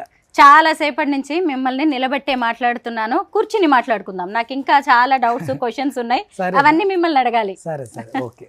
ఆషాఢం శ్రావణ మాసం అంటేనే బోనాల సీజన్ కదా, ఒక రకంగా ఇది మీకు బిజినెస్ టైం అనుకోవచ్చా? అమ్మా ఇది బిజినెస్ కాదమ్మా. ఎందుకంటే మేము ఎన్నో దేవస్థానాలకు, అది కొమరవెల్లి కానీ, ఎడపాయలు కానీ, బల్కంపేట కానీ, సమ్మక్క సారక్క కానీ ఎన్నో దేవస్థానాలకు మా ఓన్ ఖర్చులు పెట్టుకొని లక్షల ఖర్చులు పెట్టుకొని మేము దేవుళ్ళకి చేస్తూనే ఉంటాము. ఇది బిజినెస్ అయితే అస్సలు కాదు. ఇక అనుకునే వాళ్ళు అనుకుంటుంటారు వీళ్ళు పైసకి ఇట్లా చేస్తారని, కానీ మా సొంతం ఖర్చులతోనే మేము పలారం బండ్లు కానీ తొట్టెలు కానీ ఇవి కూడా ఇతరులు ఎత్తుతేనే, ఇతరులు అమౌంట్ ఇస్తేనే చేసేవాళ్ళం కాదు. మా సొంతం ఖర్చులతో కూడా చాలామంది శివశక్తులు పోటీ మీద పోటీగా లక్షల ఖర్చులు పెట్టి చేస్తూ ఉంటాం మేము. జోగినులు, శివశక్తులు, పోతురాజులు వీళ్ళందరిది కూడా నిజమైన భక్తి కాదు, ఇదంతా కూడా పబ్లిసిటీ స్టంట్ అని చాలా మంది విమర్శిస్తూ ఉంటారు. అలాంటి వాళ్ళకి మీరేం సమాధానం చెప్తారు? అనుకునే వాళ్ళు చాలా మంది సవలక్ష అనుకుంటారమ్మా. కానీ ఎవరి వేషధారణ వాళ్ళది, ఎవరి నాట్యం వాళ్ళది, ఎవరి ఆట వాళ్ళది. కానీ మేమంటూ లేకపోతే ఈ జాతరలు బోసిపోతాయి, చిన్న పోతాయి అన్నమాట. అంటే కడాకాంతి లేకుండా అయితే మేమే అట్రాక్షన్ అక్కడ. అక్కడికి వెళ్ళి ఊగుతూ ఆటలాడుతూ వేపాకు ఎగురుతూ ఆ పూలు జల్లుతూ ఇలా ఎన్నో రకాలుగా చేసుకుంటూ వస్తాం కాబట్టి ఒక జాతరలో అట్రాక్షన్ మేమే. అలాగే తర్వాత మా ముందు పోతరాజు ఇంకా ఒక అట్రాక్షన్. వాళ్ళ మీసాలతోని, వాళ్ళ మంచి పర్సనాలిటీతోని, వాళ్ళ కలర్ఫుల్గా వాళ్ళు కూడా ఎంత అద్భుతంగా గజ్జల్లా కట్టుకొని, మరి అక్కకు ఎటువంటి హాని కావద్దు, ఎవరు తోసేయొద్దు, బోనానికి ఎటువంటి రథభంగం కావద్దు అని చెప్పేసి మమ్మల్ని కాపాడుతూ కూడా తమ్ముడు ముందుకు వెళ్తూ ఉంటాడు. కాబట్టి ఇక్కడ పోతరాజులు అంటే జోగినీలు, శివశక్తులు, పోతరాజు లేకపోతే జాతర చాలా చిన్నబోతుంది. గుడి లోపల ఉన్న అమ్మవారు కూడా ఆనందపడది. బోనం ఎత్తారంటే మిమ్మల్ని మీరు సెలబ్రిటీలా ఫీల్ అవుతుంటారా? ఎప్పుడు కూడా అలాంటిది ఏం కామమ్మా. అనేవాళ్ళైతే అనుకుంటుంటారు వీళ్ళు అట్లా, వీళ్ళు ఇట్లా, గొప్ప పేరుంది వీళ్ళకి, మంచి పేరుందని ఎన్నో అంటుంటారు. కానీ అట్లా అనుకున్నప్పటికి మేము గర్వపడి మేము అసలు ఎవరిని దగ్గర రానీయకుండా, బొట్టు పెట్టకుండా, ఎవరిని మాతో ఫోటో దిగకుండా అట్లుండాలి. కానీ అట్లుండం మేము. సెలబ్రిటీ అనుకున్న వాళ్ళు అట్లుంటారు. ఎవరిని ముట్టుకోనివ్వరు, బౌన్సర్‌లను పెట్టుకుంటారు, బొట్టు ఎవరికీ పెట్టరు. ఇట్లా కొన్నుంటాయి. కానీ మేమందరిని కూడా గుండెకి హత్తుకుంటాం. ఇప్పుడు ఈ వీడియో ఇన్న వాళ్ళకి కూడా అర్థమైతది. తెలంగాణ మీద ఉన్నటువంటి ప్రజలోకానికి, అది కొమరవెల్లి గాని, ఎడపల్లి సమ్మక్క సారక్క ఎక్కడైనా గూడా ప్రజలోకం అన్నా రాకేష్ బోనమ్మ అన్న అనంగానే ఒక ఫోటో ఇచ్చేయడం. వాళ్ళు పైసలు అడుక్కునే వాళ్ళు గూడా ఉంటారు గదా! అక్కడ గుడి దగ్గర. వాళ్ళు ఒక్కసారన్నా జరన్న కాళ్ళు లేవు కిందకి వంగుతా ఒక్క ఫోటో తీసుకుంటా అంటే గూడా అలా గూడా మనము దిగిన సందర్భాలున్నాయి ప్రజలోకంతోని. ఎన్నో అన్నదాన కార్యక్రమాలు గూడా మేము స్వయాన చేస్తూ ఉంటాను. ఒక్కొక్కరు నెల రోజులు గూడా పట్టాల దగ్గర, రైలు పట్టాల దగ్గర, మెట్రో స్టేషన్‌ల దగ్గర కింద ఉంటారు గదా అడుక్కునే వాళ్ళు. వాళ్ళు అస్సలు స్నానాలంటే వాళ్ళు చెయ్యరు. వాళ్ళకి బాత్రూమ్స్, ఇండ్లు, గూడు ఏముండదు గాబట్టి వాళ్ళంత దీనస్థితిలో ఉంటే గూడా వాళ్ళ గుండెకి హద్దుకొని నా చేతులతోని తినిపించిన సందర్భాలు గూడా సవలక్షున్నాయి. ఎప్పుడు గూడా ఒక సెలబ్రిటీ లక్షల కోట్ల జనం చూస్తున్నప్పటికీ గూడా ఆ గర్వం, ఆ అహంకారం అనేది నాకు ఇప్పటిదాకా రాలేదు. వస్తే మాత్రం మన పతనం ప్రారంభం అక్కడికేలే అని నా చిన్ననాటి నుంచి నాకు ఒక అనుభవం అన్నమాట. అంటే అట్లా అనుకోవద్దు. అహంకార పడితే భగవంతుడు నేలకేసి కొడతాడు. మరి ఇవన్నీ తెలిసినాక ఎదుగుతా ఉంటే ఒదిగి ఉండాలనేటివి ఎన్నో సాంగ్స్‌లలో గాని, ఎంతో గొప్ప గొప్ప కవిత్వాలలో ఇన్న తర్వాత అహంకారం ఎందుకు పడాలా అనేది నా ఉద్దేశం. ఎంతో మంది పెద్దవాళ్ళు, ప్రముఖులు మీ కాళ్ళు మొక్కుతూ ఉంటారు, ఆశీర్వాదాలు తీసుకుంటూ ఉంటారు. చాలా మంది అయితే సెల్ఫీస్ తీసుకుంటారు, మీతో వీడియోస్ తీసుకుంటారు కదా! అలాంటి టైంలో ఏమనిపిస్తుంది? అదే మీరు సెలబ్రిటీ అన్నారు గదా! ఆ టైంలో ఆ హోదా అనిపిస్తది. ఫోటో టైంలో దగ్గరికి వచ్చి ఒక ఫోటో వల్లమ్మ, ఒక ఫోటో వల్లని వాళ్ళు అడగడము, చేయడము, సెల్ఫీలు దిగడం. మేమంటూ ఒక గొప్ప స్థానంలో ఉన్నాము అనేది గర్వపడతాం. అది అప్పటి వరకు మాత్రమే. కానీ ఈ గర్వం ఎవరి దగ్గర చూపియద్దు. వాళ్ళు బొట్టు అడిగినప్పుడో, పాదం అడిగినప్పుడో, కిరగోలతోని 2 దెబ్బలు కొట్టు అన్నప్పుడు కసురుకోవడము, దూరం కాదమ్మా నడవండి మాకు టైం లేదు, మేము బిజీలో ఉన్నాం, మేము ఫేమస్ మా దగ్గరికి రావద్దు. ఇలాంటివి అన్నప్పుడు అది భగవంతునికి కూడా నచ్చదు. ఎందుకంటే నిన్ను తయారు చేసిందే నలుగురికి ఆశీర్వచనం ఇవ్వడానికి. అమ్మవారు స్వయంభూ వచ్చైతే బొట్టు పెట్టది, స్వయంభూ వచ్చైతే ఇరగలతో కొట్టది, స్వయంభూ వచ్చి తల మీద చేయి పెట్టది కదా. గర్భగుడిలో ఉన్న అమ్మవారు ఆమె ప్రతిరూపంగా మమ్మల్ని పెట్టినప్పుడు, ఆమె అంశాలుగా మమ్మల్ని పెట్టినప్పుడు మనం ఆశీర్వదించడానికే మనం ఉన్నాం. వాళ్ళకి బొట్టు పెట్టాలి, నోట్ల బండారయ్యమ్మ అంటారు, ఇట్లా నెమ్మురమ్మ, ఒంటి మీద ఇట్లా ఇట్లా అనమ్మ, తల మీదకి ఒక 5 సార్లు అనమ్మ, ఈపులో ఒక 5 దెబ్బలు కొట్టమ్మా, నేను చెయ్యి చాలా మంచిదమ్మా, ఎన్నో ఢిల్లీలో బోనం ఎత్తుకుంటావమ్మా, నువ్వు అస్సాంలో బోనం ఎత్తుకుంటావమ్మా, నువ్వు సెక్రటరియట్లో బోనం ఎత్తుకుంటావమ్మా, నువ్వు అసెంబ్లీలో ఎన్నో చోట్లు చాలా పేరుగాంచిన దగ్గర నువ్వు బోనాలు ఎత్తుకొని మస్తు కీర్తిని సంపాదించినవు తల్లి. ఇంత సత్యం లేదా ఇన్ని వైపులా ఆఖరికి గవర్నర్ కూడా పిలిపించుకొని పోయిన సంవత్సరం, ఈసారి గవర్నర్ మారినరు. ఇప్పటికీ ముగ్గురున్న గవర్నర్లు, ఇప్పుడు థర్డ్ పర్సన్ మనకి గవర్నర్, ముగ్గురు గవర్నర్లు కూడా నన్ను పిలిపించుకొని బోనం ఎత్తించుకున్నారంటే అక్కడ కూడా నా వరకు నేను గర్వపడతా. నా బోనం ఇంత పేరుగాంచిందా, ఇంత ఢిల్లీ వరక, దేశం నడిబొడ్డు కదా అది, మన ఇండియా రాజధాని అయినటువంటి ఇండియా గేట్ దగ్గర నా బోనము అని చెప్పి గర్వంగా ఫీల్ అవుతా. సెల్ఫీలు, ఫోటోలు తీసినప్పుడు కూడా గర్వంగా ఫీల్ అవుతా. వాళ్ళు బొట్టు బోనం అడిగినప్పుడు ఒక అమ్మగా, వాళ్ళు బిడ్డలుగా నేను స్వీకరించి బొట్టు పెట్టి ఆశీర్వచనం ఇస్తాను. బోనం అనేది ఇప్పుడు మీ ఇంటి పేరుగా, మీ బ్రాండ్‌గా మారిపోయింది. సాధారణంగా అసలు బోనం అంటే ఎవరింట్లో వాళ్ళు అమ్మవారికి చేసుకునేది. కానీ మీరు మీ ఇంట్లోనే చేసుకుంటారా? ఇంకా ఎక్కడెక్కడ బోనాలు చేస్తూ ఉంటారా? అమ్మ, బోనం అనేది ఒకప్పుడు ఏముంటుండే అంటే, బోనాల పండుగ రోజు బోనం చేయాలి, మళ్ళీ బోనం చేయొద్దు, మళ్ళీ సంవత్సరం దాకా బోనం చేయొద్దు.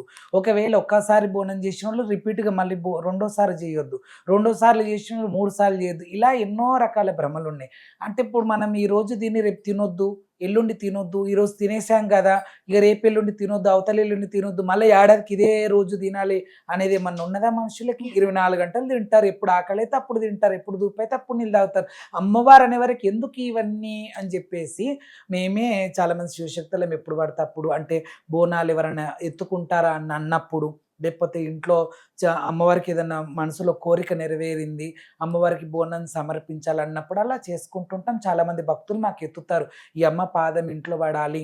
ఈ కొద్ది కాలంలో ఇది కలియుగం కాబట్టి ఇంటింటికి దిష్టి ఉంటుంది, పాలోలు ఏడుపులు ఉంటాయి, పగోలు ఏడుపులు ఉంటాయి, చుట్టుప్రక్కన వాళ్ళ ఏడుపులు ఉంటాయి, ఎదుగుతున్నారని. కాబట్టి అటువంటి వాళ్ళు ఏం చేస్తారంటే, మా ఇంట్లో మంచిగా లేదు, మా ఇంట్లో గాలి ధూళి ఉంది, మాకు ఊకే సుస్తులు అవుతున్నాయి, ఊకే మంచం మీద వంటున్నాం మేము, లేకపోతే మా ఇంట్లో సడన్గా చనిపోవడం జరిగింది, ఇక మీరు ఎవరికి ఏం కాకుండా చేయండి, లేకపోతే ఊకే సుస్తు అవుతున్నాం, మా ఇంట్లో ఎవరు చనిపోకుండా చూడండి. ఇలా ఎన్నో రకాలుగా కేసెస్, ఎన్నో రకాలుగా భక్తులు వచ్చి మరి బోనం చేయండి అమ్మా, మీ బోనం ఇంట్లో నుంచి తీస్తే అమ్మ ఇంట్లోకి వస్తుంది, మీ ద్వారా అమ్మ ఇంట్లోకి వస్తుంది, మీ పాదంతో అమ్మ పాదం పడుతుంది, మీరు పసుపు చల్లుతారు, కుంకుమ చల్లుతారు, దిష్టి తీస్తారు, గుమ్మడికాయ కడతారు, నిమ్మకాయలు కోసేస్తారు, కొబ్బరికాయ కోసేస్తారు, చాలా బాగుంటుందమ్మా మీ బోనం అని చెప్పేసి చాలామంది కట్న కానుకలు ఎంతమ్మా ఏందమ్మా అని కూడా మాట్లాడుకొని, ఇంత కాదు ఇంత అని మాట్లాడుకొని చీరసారలు పెడతామమ్మా, నీకు నచ్చిన చీర ఇప్పిస్తాము, లేదంటే మాకు తోచిందైనా తెస్తామంటే మీకు తోచిందైనా సరే తీసుకొని రండి అంటాం.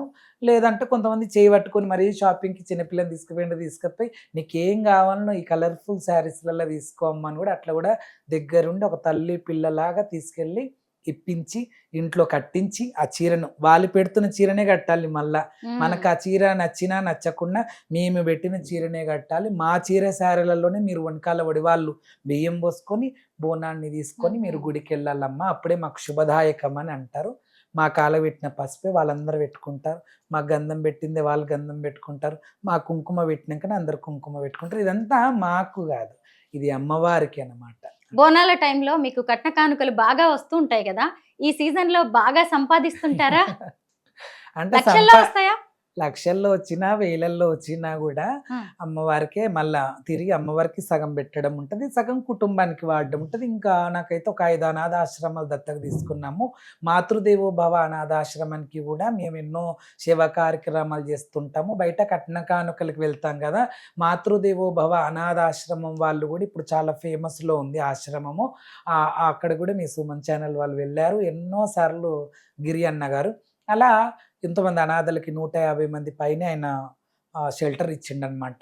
ఆయన కూడా 3 ఏళ్ల నుంచి ఎంటబడుతున్నాడు, బోనం తీయమ్మా బోనం తీయమ్మా అంటే. స్టార్టింగ్ ఆయనకు నాకు పరిచయం లేనప్పుడు 1 lakh ఉంటుంది మరి నా బోనంది అది ఇది అని అంటే, మీరు ఒక బోనం ఎత్తాలి అంటే ₹1,00,000 ఇయ్యాలా? అంటే ₹1,00,000 ఇయ్యాలా అంటే ఇంత అని చెప్తాం కదా. అంటే ఒగ్గు పూజార్లకి, ఎంటొచ్చిన వాళ్ళకి, డోళ్ళ విన్యాసం మొత్తం మేమే తీసుకుపోయి మా బీరోలో పెట్టుకోము. చాలా ఖర్చులు ఉంటాయి, మళ్ళీ కార్ అంటే దాని పెట్రోల్ అంటే అన్ని ఉంటాయి కాబట్టి చాలా కాస్ట్లీ శివశక్తి మీరు. నాకు ఇన్ని రోజులు తెలియదు బోనంకి ఇంత ఖర్చు ఉంటుంది. చాలా మంది గుడి ఇచ్చేది ఉంటుంది. ఇందులో పోతరాజులను వాళ్ళ 1 lakh ఏంగానే అయిపోదు కదమ్మా. 5 మంది పోతరాజులు తెమ్మంటారు, మళ్ళీ డోళ్ళ సౌండ్ తీసుకొని రమ్మంటారు. మరి మా ఆయనకు ఒక 3-4 ఉంటారు కాబట్టి అలా రెమ్యునేషన్ ఎక్కువనే ఉంటుంది. ఎందుకంటే అన్ని ఖర్చులు పోగా మనకు కూడా చూసుకోవాలి కదా ఇంట్లో భార్య పిల్లలకి. అలాగనమాట వాళ్ళు ఇష్టపడే పిలుచుకుంటారు, మేమేం ఎవరిని బలవంతం చేయం కదమ్మా. మాది ఏందో చూసుకొని వాళ్ళ అబ్బాయి ఇది బాగుంది మేము కూడా చేసుకుంటే మరి ఆ శక్తితో మేము కూడా ఎదుగుతామేమో, మంచిగా అవుతామేమో అని. అలా గిరియన్న గారు 2-3 సంవత్సరాల నుంచి అడిగితే ఈసారి నేను ఫ్రీగా చేస్తాను, నాకు ఒక్క రూపాయి కూడా వద్దు. ఇలాంటి సేవ కార్యక్రమాలు కూడా ఉంటాయి. అంతటా అమౌంట్ తీసుకునే కాదు, కట్న కానుకలు తీసుకునే కాదు. కొందరు బీద పరిస్థితి ఉంటుంది, అడక తినే వాళ్ళు ఉంటారు, కానీ బోనం ఎత్తాలని వాళ్ళ కోరిక ఉంటుంది. అలాంటి వాళ్ళకు కూడా ఫ్రీగా పండుగలు చేసింది ఉంటుంది, ఫ్రీగా బోనం చేసింది ఉంటుంది. గిరియన్న వాళ్ళకు కూడా మాతృదేవి, మీరు అడిగిన అదే మాట ఉండాలి, నేను చెప్పిన అదే మాట ఉండాలి. ₹1 కూడా ఆశించకుండా అనాథలు, ఆ అనాథలకు ఎవరున్నారు తల్లి తండ్రి, నేను ఒక అమ్మన్నై వాళ్ళు సుఖంగా సంతోషంగా ఆయుర ఆరోగ్యాలతో ఉండాలని మనస్ఫూర్తి ఒకరి షెల్టర్ నుంచి కొడితే ఈ 150 మందిని మళ్ళొక షెల్టర్లకు పంపడానికి తల ప్రాణాలతో వస్తున్నాయి గిరి అన్న గారికి. అలా 1 ఎకరం భూమి తీసుకునేంత బలం మాకు రావాలి. ఆ ఎకరం భూమిలో అనాథాశ్రమాన్ని మన సొంతం ఒక అనాథాశ్రమాన్ని కట్టాలి. అందులో కూడా ఒక గుడులు, అమ్మవారి ఎల్లమ్మ గుడి, శివుని గుడి, హనుమాన్ గుడి, ఇలాంటి దేవాలయాలు కట్టాలి. అలాంటి సంకల్పం కోరుకొని బోనాన్ని తీయన్నా అంటే మరి ఇస్తాను అమౌంట్ అంటే వద్దు, నీ బలమైన సంకల్పానికి మరి ప్రజలోకంతో నీ బలం అందాలని చెప్పి మంచి సంకల్పంతో నేను బోనం చేసి చాలా గ్రాండ్ సక్సెస్గా చేసి వాళ్ళందరి మీద కూడా 1 కిలోన్నర పసుపు జల్లి వాళ్ళందరూ ఆరోగ్యంతో ఉండాలని కోరుకొని వాళ్ళకి చేయడం వల్ల ఇవాళ ఎకరం భూమి దొరికింది, వాళ్ళకి అనాథాశ్రమం ఏర్పాటు అవుతుంది. ఇంకా సగం అయ్యింది. ఇంకా సగం తర్వాత కూడా ఎప్పటికి సంవత్సరం ఫ్రీగా ఎత్తుకుంటాను కూడా చెప్పడం జరిగింది. ఈ ఇయర్ కూడా ఫ్రీగా ఎత్తుకునేది కూడా ఉందన్నమాట అక్కడ. ఆషాఢం, శ్రావణం ఈ 2 నెలల్లో మీరు చాలా బిజీగా ఉంటారు. ఆ తర్వాత ఏం పని చేస్తుంటారు? ఆషాఢ మాసంలో కొన్ని మా సొంతంగా చేసేటివి ఉంటాయి. కొందరు ఎమ్మెల్యే అలాంటి పొజిషన్‌లో ఉన్నవాళ్ళు, కార్పొరేటర్లు అని, కౌన్సిలర్లు గాని ఇలా ఎన్నో రకాలుగా పదవులలో ఉన్నవాళ్ళు, ఎంపీ లెవెల్‌లో ఉన్నవాళ్ళు కూడా మమ్మల్ని పిలిపి ఎత్తించుకునే వాళ్ళున్నారు. అలాగే సామాన్యమైనటువంటి ప్రజలోకం కూడా మాకు బోనాలు ఎత్తేవాళ్ళున్నారు. మేము కూడా సొంతంగా చేసేటివి కూడా ఉంటాయి. అయితే ఈ 2 నెలలు ఇలా గడిచిపోతది. ఆ తర్వాత దేవుని లగ్గాలు. అమ్మవారు ఎల్లమ్మ కళ్యాణం. మరి ఎల్లమ్మ లగ్గము, మల్లన్న లగ్గము, మాంకాలమ్మ లగ్గము, పోషమ్మ, మైసమ్మ పండుగలు ఇవి లోక కళ్యాణాన్ని అర్థం. లోకమంతా సుభిక్షంగా ఉండాలి, అందరూ బాగుండాలని ఒక ఉద్దేశంతోనే చేసే పండుగలన్నమాట అవి. ఎవరింట్లో అయినా మా ఇల్లు బాగుండాలి, మా గల్లి బాగుండాలి, లోకమంతా బాగుండాలని కోరుకునే విధంగా చేసే కళ్యాణాలు చేస్తూ ఉంటాం. కొన్ని పురాతనంగా అయిపోయిన దేవాలయాలు కూడా ఉంటాయి. అవి శిథిలావస్థకు వస్తుంటాయి. వాళ్ళు కమిటీ మెంబర్స్ వచ్చి అమ్మ మీ ఆధ్వర్యంలో మీ యొక్క చేతుల ద్వారా ఆ దేవాలయాన్ని పడగొట్టడం కానీ, కట్టడం కానీ, పునర్ప్రతిష్ఠ చేయడం కానీ, అంటే అక్కడ నేనే కాదు, అక్కడ బ్రాహ్మణ్స్ కావాలి. ఆ పంచాంగం చూడాలి, ఆ గుడి ఎప్పుడు పడగొట్టాలి, ఎప్పుడు కట్టాలి, మళ్ళీ ఎప్పుడు ప్రతిష్ఠ చేయాలి, ఆ బ్రాహ్మణుల వాళ్ళ పద్ధతిలో చేయాలి. అలాగే ఒగ్గు పూజారుల చేత కూడా రంగురంగుల పట్నాలు ఉంటాయి కదా, అమ్మవారికి పట్నాలు, ఆ పట్నాలు వేయడము, బోనాలు చేయడం అవంతా మళ్ళా నా ఒక ఆధ్వర్యంలో అదంతా జరుగుతుంది. బ్రాహ్మణుని ఆధ్వర్యంలో విగ్రహం తీయడము, పెట్టడము, ప్రతిష్ఠ, యజ్ఞం, హోమ, పూజ పునస్కారాలు ఇవి బ్రాహ్మణుల చేత జరుగుతూ ఉంటాయి. మీ ఒంటి మీదకి ఏ ఏ దేవుళ్ళు వస్తుంటారు? అమ్మ నాకైతే మొదలు నా ఒంటి మీద కన్ను పెట్టింది శ్రీ పార్వతి జడల రామలింగేశ్వర స్వామి. నేను చిన్ననాటి నుంచి 7 ఏళ్ల పిల్లగానప్పుడు వచ్చిందని చెప్పాను కదా. ఆ 7 ఏళ్ల పిల్లగానప్పటి నుంచి నేను పడిపోవడము, చేయడము, ఎన్నో రకాలుగా హాస్పిటల్స్ తిప్పడము, ఎన్నో రకాలుగా గోళీలు వేసుకొని కూడా నేను జర లావైపోయినుండే. మా అమ్మ 6 ఇండ్ల పాచి పని చేస్తుంది. అలాంటిది అప్పుడు ఆ టైంలో, ఇప్పుడు అమ్మ చనిపోయి 18 ఏళ్ళు అంటే ఒక 20-25 ఏళ్ళ కింద ముచ్చట. అప్పుడు దాదాపు ₹250, ₹300 ఉండే సాలరీస్. ఇప్పుడంటే ఒక్కొక్క ఇండ్లలో పాచి పని చేసినా, వంట పని చేసినా 10-15,000, 5,000 ఇట్లా మినిమం ఉంది. అంత బీద పరిస్థితిలో ఉన్నటువంటి మా అమ్మగారు పెట్టి కూడా బాగా అలసిపోయారు నాకు అమౌంట్ హాస్పిటల్స్‌లలో పెట్టి. అలా పెట్టిన తర్వాత నా వల్ల కాదిగా, ఈ ఉంటాడు పోతాడు, అంతా భగవంతుని కటాక్షం అని మా అమ్మ అనుకున్న ఆ యొక్క సందర్భంలో చెరువుగట్టు రామలింగేశ్వర స్వామి క్షేత్రం గురించి చెప్పడము, అమ్మ కళావతి మీ అత్తకు దేవుడు వస్తాడు కదా, ఆ అత్తకు చాతనైతలేదు కాబట్టి ఆ దేవత చాతనైన వాళ్ళని చూసుకుంటుంది పూజ విధానాలకన్నిటికీ. మరి నీ కొడుకుకు ఆమె కన్నీ కనబడుతుంది అమ్మవారిది, ముసలామె మీదకి వెళ్ళి మన్మడు కదా, మన్మడి మీదకి వస్తున్నట్టుంది అంటే, ఏమో మరి దేవుడో దయ్యమో తెలుస్తలేదు, రోగమో బీమారో తెలుస్తలేదు, పెడతా పోతున్నాం 8 లక్షల రూపాయలు అయినాయి. నేను 6 ఏళ్లలో పాచి పని చేస్తే 2,000, 3,000 కూడా అయితలేదు. ఇంటి రెంట్ ఎట్లా కట్టాలి, పిల్లగాని ఎట్లా చూపియాలి, ఇవన్నీ అన్నిట్లా నేను చేతులు ఎత్తేస్తున్నా, నా వల్ల అయితలేదు, చాలా అప్పు అయిపోయింది, నాకు మించి అప్పు అయిపోయింది. నా భర్త నా ₹100 పాండబ్బలో వర్కరు, మా తండ్రి గారు అంజయ్య. అలాంటిది మా సాలిసాలని పైసలతోని మేము ఎలా చూపియాలి, మా వశం అయితలేదని చెప్పి చెరుగట్టు ముచ్చట వీరులు చెప్తే అడిగి అంబులెన్స్లో పోయి, నా పరిస్థితి చూడండి ఎంత క్రిటికల్ ఉందో. అంబులెన్స్లో తీసుకుపోయి అక్కడ వేయడం జరిగింది. అక్కడ ఆకు పూజ అని ఉంటుంది. ముందు మా అమ్మ 21 రోజు చేసింది, తర్వాత నేను లేవడము, తిరగడము, ఆడడం ఇవంతా అవుతుందన్నమాట. అంటే 7 ఏళ్ల వయసుకే ఎల్లమ్మ మీ ఒంటి మీదకి వచ్చింది. అంటే ఎల్లమ్మ అని చెప్పకనే అమ్మవారు కొన్ని బాధలు పెట్టిందనమాట. ఆమె నా శరీరంలోకి వస్తుంటే నా శరీరం తట్టుకోలేకనా ఎట్లనో తెలియదు కానీ, అలా నేను పిడుసులాగా వచ్చి ఇట్లా పడిపోతుండే, నురుగు రాకపోతుండే కానీ పిడుసులాగా గట్టిగా చేతులు ఇదైపోయి తెల్లగుడ్లు వేయడం, నల్లగుడ్లు వెళ్ళిపోవడం, ఇవంతా పిడుసులాగానే అనుకునేది.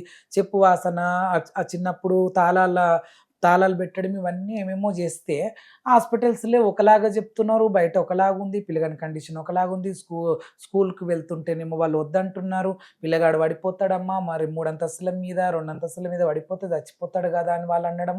అలా చెరుగట్టు దగ్గరికి వెళ్తే అక్కడ ఒక ఆమె పిచ్చమ్మ అని ఉంటుంది, శ్రీ పార్వతి జడల రామలింగేశ్వర స్వామి వారు నన్ను లగ్గం చేసుకో, నీ భర్తని 4 కొడుకులని ఒక బిడ్డను వదిలేసి నా దగ్గర వచ్చి పర్వతం మీదనే ఉండు, నీ జన్మ పునీతమవుతుంది అని చెప్పడం వల్ల అందరికీ కూడా ఆమె గుడ్ బై చెప్పేసి వచ్చి గుట్ట మీద ఉంది. ఆమె ఏది చెప్పినా అది 100కి 1000% నిజం అనమాట.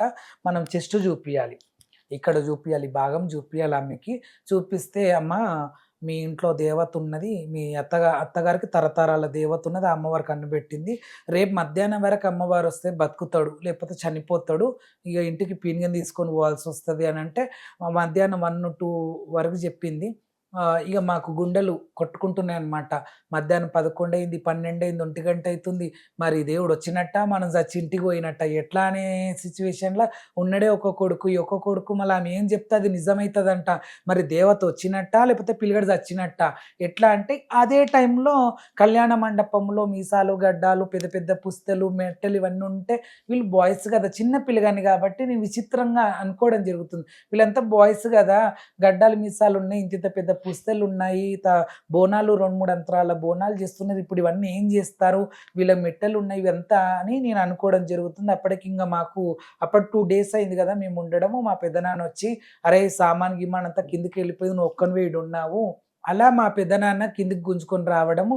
మళ్ళా గుట్ట మీదకి నేను ఉరికొచ్చేసి ఆ శబ్దానికి ఆ బోనాలు వాళ్ళ తల మీద పెట్టుకున్నారు. ఆ రడవేడి శబ్దానికి ఎర్రటి ఎండల కింద పడిపోవడం జరిగింది.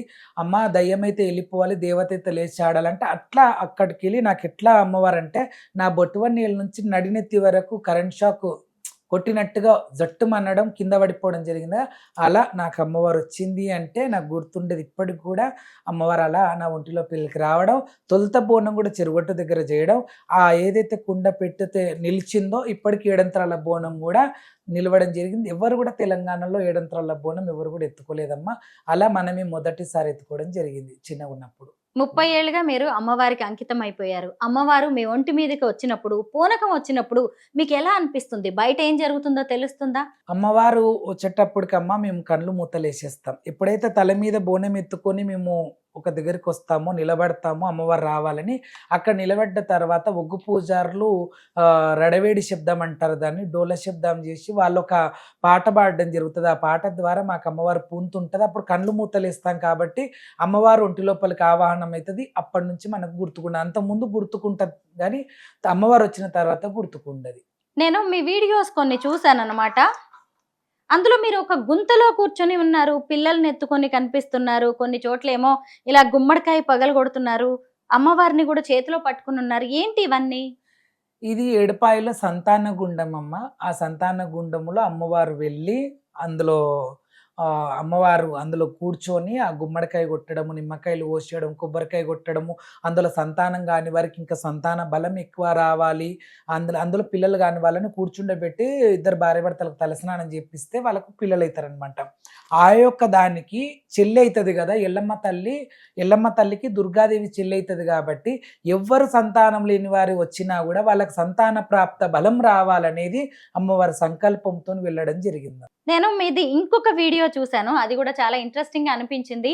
మంజీరా నదిలో మీరు ఏం చేస్తున్నారు? అమ్మవారికి చీర సారే సమర్పిస్తున్నారా? ఏం జరిగింది అక్కడ?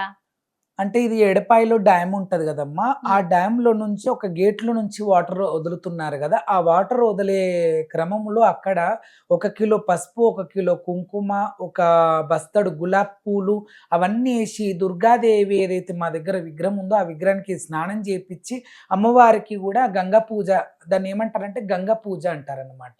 గంగా భవానికి ఈ కట్ట లోపల ఎవరిని కూడా పొరపాటుగా కాళ్ళు జారి పడ్డా కానీ ఎవరు చనిపోవద్దు, ఏ మూగజీవాలు చనిపోవద్దు, ఏ మనుషులు చనిపోవద్దు. అమ్మా గంగమ్మ నీ వల్ల ఎవరికి నష్టం కాకుండా నీవందరికీ ఆరోగ్యాలు ఇయ్యి, పాపనాశి గంగమ్మ అని కూడా అంటుంటాం కదా, పాపాలు తీసుకొనే పుణ్యాలు ఇస్తుంటది అమ్మవారు. కాబట్టి అలా అందరినీ సకలంగా మంచి చూడమ్మా, సకలంలో వర్షాలు వాడాలమ్మా, రైతు బిడ్డలు బాగుండాలమ్మా అనే ఒక ఉద్దేశంతో మరి అలా కొలుస్తేనే కదా అమ్మవారికి కూడా చెందేది. కాబట్టి అందుకే గంగా పూజ. ఒక వ్యక్తి వంగుని కూర్చుని ఉంటే మీరు మఠం వేసుకొని ఆ వ్యక్తి మీద కూర్చున్నారు, బోనం ఎత్తుకుని. అలాగే కొంతమంది మగవాళ్ళు ఇలా పడుకుని ఉంటే కూడా వాళ్ళని తొక్కుకుంటూ వెళ్తున్నారు. ఏం చేస్తున్నారు? ఇంకొక వీడియో నాకు కనిపించింది, ఒక పాపని మీరు ఎత్తుకుని ఏం చేస్తున్నారు ఇక్కడ? అసలు ఇంత బరువుగా ఉంది అమ్మాయి, కూడా చాలా పెద్దగానే ఉంది అమ్మాయి. మళ్ళీ ఇంత పెద్ద బోనం ఎత్తుకొని ఆ పాపను ఎత్తుకొని ఏం చేస్తున్నారు మీరు అయితే అక్కడ? ఇక్కడ ఏం చేస్తారంటే అమ్మ, అనారోగ్య పరిస్థితులు ఉంటుంటాయి. కొందరికి కిడ్నీ ఉమ్, సమస్యలని కానీ చిన్నగా ఉన్నప్పుడు ఒకప్పుడు హార్ట్ అటాక్ అనేది 40-50 ఏండ్లు ఉన్న వాళ్ళు అప్పుడు వచ్చేది. ఇప్పుడు 5 ఏళ్ల పిల్లలకి 10 ఏళ్ల పిల్లలకి కూడా హార్ట్ అటాక్ వస్తుంది కాబట్టి ఆ యొక్క పిల్లకి హోల్ ఉందన్నమాట హార్ట్లో. అలాంటి హోల్ ఉంది కాబట్టి నా బిడ్డకి ఇట్లా పరిస్థితి ఉన్నది అని తెచ్చి అలాగనే చేతిలో పెట్టేయడం అనమాట. ఇంకోటి అక్కడ ఉన్న వాళ్ళంతా అసలు బోనమే 10-15 కిలోలు ఉంటది. ఆ ఉమ్. పాప ఆ, చూస్తేనే ఎలా 10, ఎత్తారు? 15 కిలోల పైనున్నది. పెడితే మరి ఈ రాకేష్ బోనం అనేది మోస్తారా మొయ్యరా అనేది కూడా విచిత్రంగా. కానీ ఉమ్, అమ్మవారు కాబట్టి తన పిల్ల ఎంత బరుగున్నప్పటికీ ప్రేమ భావనతో అలకగానే ఉంటది కాబట్టి అలా అమ్మవారు అలగ్గున ఎత్తుకోవడం అది కూడా ఒక మిరాకిల్ గానే అక్కడ ఉన్న నిజమే, నాకు వాళ్ళంతా. కూడా చాలా విచిత్రంగా నా షాకింగ్ గా నా అనిపించింది ఆ పిల్లని వీడియో నేను చూస్తే. నేను కన్న బిడ్డని నేను ఇప్పటిదాకా ఎత్తుకోలేకపోయినా, అలాంటిది మీరు బోనం మీద ఉండంగా కూడా చేతులు అలా పెట్టేయంగానే మీరు ఎక్కడ రవ్వగింజంత కూడా షేక్ కాకుండా ఎత్తుకున్నారంటే నిజంగా మీ లోపల నిజమే. అమ్మవారు ఉన్నది అని కూడా వాళ్ళు చెప్పడం. ఇంకోటమ్మ, మీరు అడిగారు కదా మంజీరా నది దగ్గర, ఉమ్, అక్కడ వాటర్లో ఎప్పటి నుంచో వాటర్ వెళ్తూనే ఉంటది కంటిన్యూస్ కాబట్టి అక్కడ పాకూరు ఉంటది చాలా. ఆ పాకూరులో నుంచి మీరు సిగమూగుతూ అమ్మవారిని పూనకం చేసుకొని ఆడుతూ పాడుతూ ఆ డ్యామ్ దగ్గరికి వెళ్తే అక్కడ వస్తున్న వాటర్ ఫ్లోకి ఎటువంటి వాళ్ళైనా కూడా ఈడ్స్ అక్కడ బండకేసి కొట్టే అవకాశం ఉన్న అంత స్పీడ్గా వచ్చే గంగా దగ్గర మీరు నిజంగా అని చెప్పి కూడా చాలా మంది ఆ వీడియోస్ బయటకు వచ్చిన తర్వాత నన్ను ఒక రకంగా పొగడడం జరిగింది. ఉమ్.